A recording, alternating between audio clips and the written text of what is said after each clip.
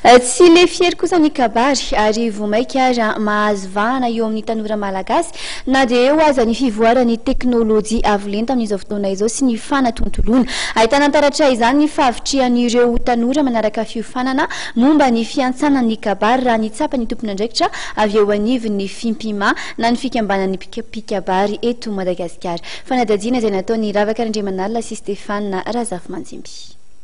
Tsy voafetra ny sokady taonan'ireo olona miantsa ny kabary ankehitriny noho ny fahatsapany malagasy fa sotaovana malagasy tsy lefy hery ny kabary na dia eo aza ny fiazakazahany fivoarany teknôlôjia avolenta sy ny fanatontoloana. Mbola ampiasaina hatrany ny kabary amin'ireo fety aman-danonana sy dingana lehibe manasongatana ny fiainan'ny olona iray ao anivon'ny fiarahamonina eto Madagasikara. Isan'ny fivoarana nasongatany Front National ny fikambanan'ny pikabary eto Madagasikara FIPIMA Anitra Randriambovonjy ireo raha nanao jirototika ny zava-bita sy ny fivoarana hita teo amin'ny sehatry ny kabary tao anatiny 10 taona ny tenany. 7 raha lanina norona ny fikambanana teny Bedoana mahery 2 arivo ny mpikambana mavitrika amin'izao fotoana.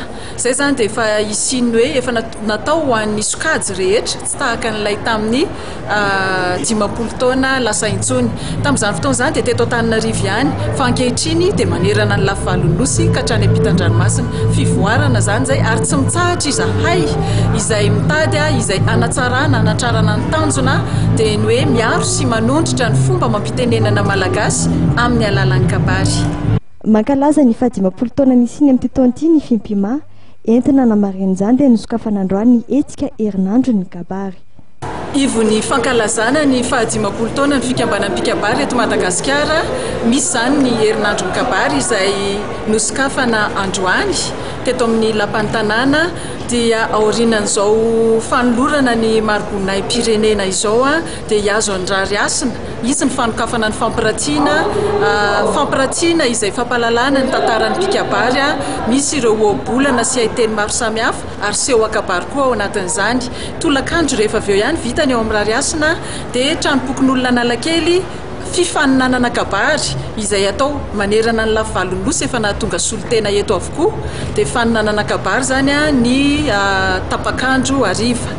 Ny andron'ny asabotsy 9 novambra izao moa tena ivy ny fankalazana ka isy ny lanonana manokana ho tanterahana eny Antsahamanitra ny maraina ary toy amin'ny oalio eny amin'ny ANC Ivato zany amin'ny alalan'ny hetsika alin'ny pikabary. Ireo rehetra manana talenta amin'ny fiantsanan'ny kabary dia raisina avy hatrany ho mpikambana.